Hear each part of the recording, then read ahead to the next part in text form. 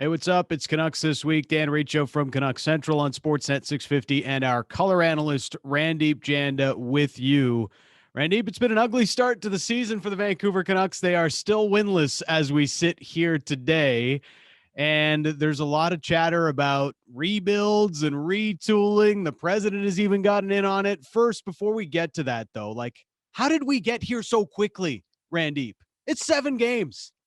The Canucks season was supposed to be like The Godfather, or building up to a moment for a masterpiece after the Bruce There It Is experience of last year. It's turned into The Godfather 3. There's no 1 and 2, and this went straight to the trilogy. The third one, it's like the Game of Thrones season 8. Like, there's no lead up to it. It just turned into something that nobody wants to see. We're 7 games in here in Vancouver, and people are losing their minds. There are injuries. There is play that is subpar. There are no results. 2 out of 14 points to start off the year. It's gone downhill real quick here in Vancouver.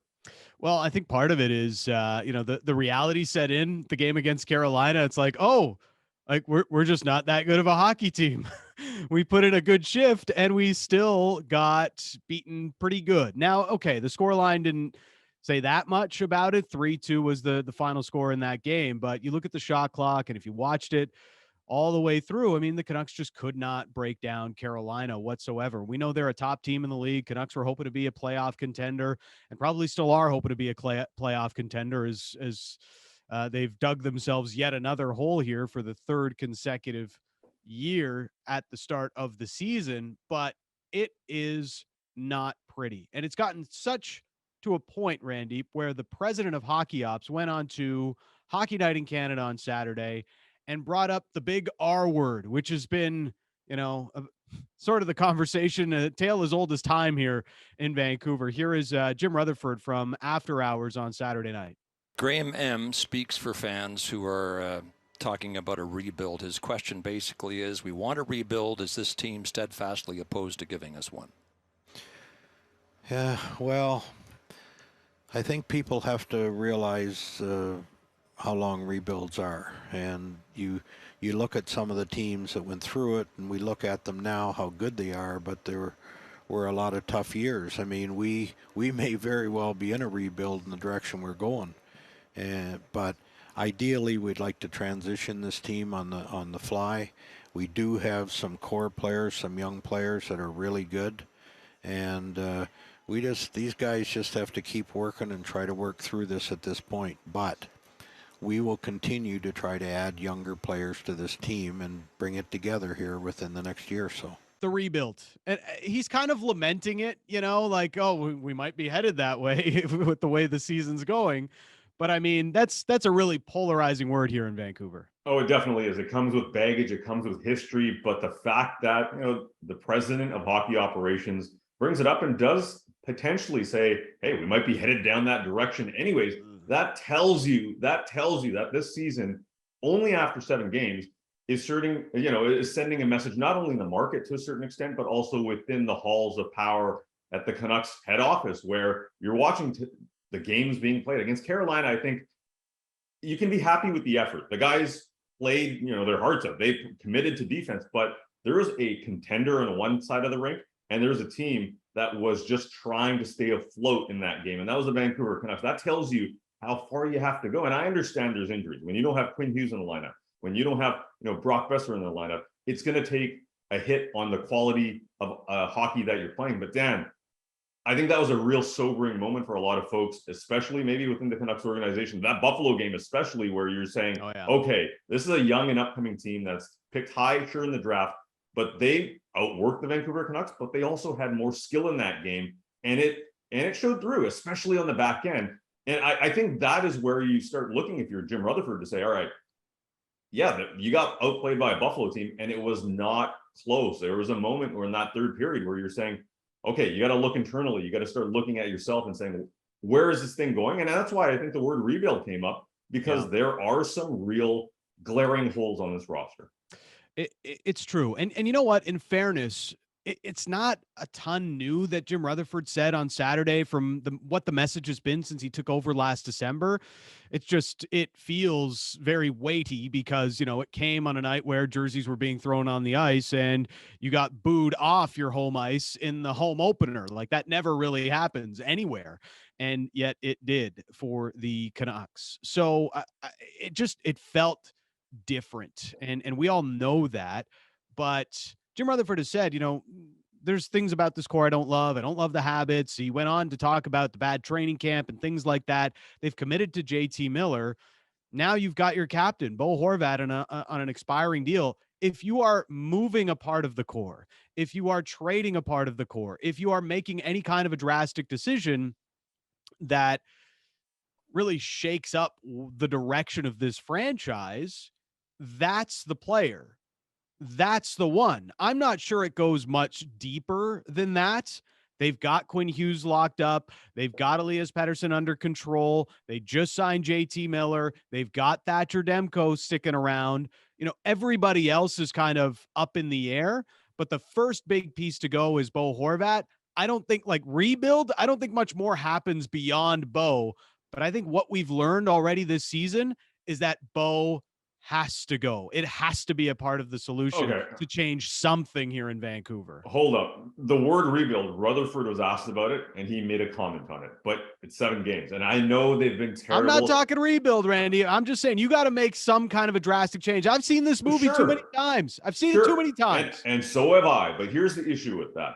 I understand the contract situation with the Bo Horvat. That is the most important thing for this organization is A, one hand, you either lock them up and you make sure that you have a really good second line center, or B, you take those assets in a trade. But here's the reason that I think it's not simply down to Bo Horvat.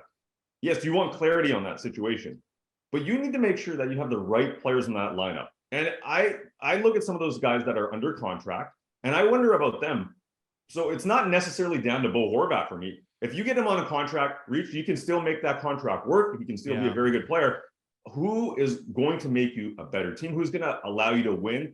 Who makes you, in those situations, the Canucks have squandered leads down, and everybody's to blame. Everybody's been to blame in the first 7 games. But I want, if I'm the management team, I want players that make me a winning team. And I don't care what their contract situation is. If they're on a 3-year deal, at this point in time, to me, it doesn't simply come down to Bo Horvat. It comes down to who is going to make you a winning hockey team? Are they making the right decisions? Are they on a long-term deal, short-term deal? Sure, you have to take that into account. But it doesn't come down to Bo Horvat because I think in the end, Bo Horvat still makes them a better team, still makes them a winning team. So I'm looking beyond Bo Horvat. If you are going down the rebuild route or even making a drastic move, I'm not there yet. First of all, I want to clarify, I'm not there yet. We're 7 games in and you still have, a long way to go here. This team could go, we saw it last year, 8-2. Does it change anything long-term in terms of what they need to add? No, it doesn't. But I'm not considering that word rebuild. Randy, even if they go on and make the playoffs, it doesn't change my mind that this core needs to change, that the mix just isn't right on this team. That's the bottom line for me at this point. And yeah, Bo's the biggest piece because he's the biggest trade asset that you have. That's the piece that you can get a first round pick for, that you can open up some cap space long-term and use to do something different with this roster. You could talk about trading Brock Besser and Connor Garland and things like that. Those guys aren't getting you significant assets. We saw what wingers went for in the summer. Bjorkstrand went for a second and a third. That guy's really good. Great two-way player. Barely got anything because the cap space just isn't there around the league. So that's why I just, it's almost default now that you have to move Bo Horvat. Let me ask you this question though. If anything, in the first 7 games of this season, we've seen that the answer for the Canucks down the middle maybe is not as clear as we thought it was. JT Miller's had a tough time playing down the middle. Yeah. His best game of the season was against Carolina and he played on the wing. So Elias Pettersson, yes, he's your guy. You got to figure it out, Randy. You got to stop doing this. Like, we're already talking. If we lose this guy, then how are we going? My point is, we got to stop that at some point. You got to have a spine of a team. Niels Oman and Curtis Lazar are not the long-term answers, and Bo Horvat is still probably your second best option at center. So I'm not looking simply at Bo. I'm looking at other players to say, yeah, are there players off the wing you can move? You might not get the same price, but Dan, that's where you got to strike in free agency. That's why you got to strike in the draft. This addressing this team and the needs on right side of defense. There are much more, I think much more confusing and much more, you're going to have to put in much more work. Well, yeah. Trade and whether it's Bo Horvat or not. Well, it's already an overly expensive defense. Like they spend too much money on D, right? They're one of the most expensive D cores in the league, and it's one of the worst in the way that they've performed so far this year. And even if you go back to last year, so you've got to change that. That means Myers. I don't know how you move OEL. He's probably more of a buyout candidate than a trade candidate at some point down the line over the next, he's still signed for another 4 years beyond this one. So it's going to be difficult to move those anchors of contracts, but you've got to find a way. At some point, you've just got to bite the bullet and move out cap so that you can do something different with this roster. I don't think that means a whole scale rebuild like Arizona Coyotes break it down to the studs, or the Chicago Blackhawks and how they're doing it this year. But there does have to be some kind of a drastic change to really shake the forward progress of this organization. Okay, I will say this, and I think long term, you're absolutely right. Cap space and the quality of defensemen on this team are as we saw against Carolina. When Quinn Hughes is not in the lineup, they can't move the puck up the ice. They can't move the puck out of their zone. They can't deal with an aggressive forecheck, and probably one of the best forechecks in the league. I'll give it that, but still, even prior to that last game, we saw struggles from the Canucks. Now, that's a long-term aim.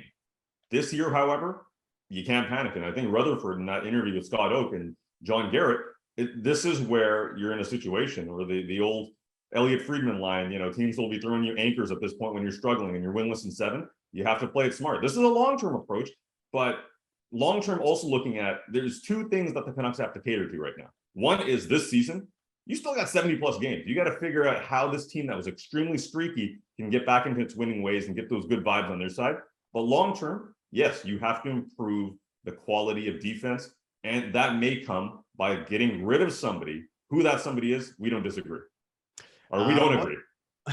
Is a rebuild on the cards for the Vancouver Canucks? What do you think they should do? The most polarizing word in Vancouver is back for another big debate. Let us know in the comments, and we'll see you on the next video here with Canucks This Week.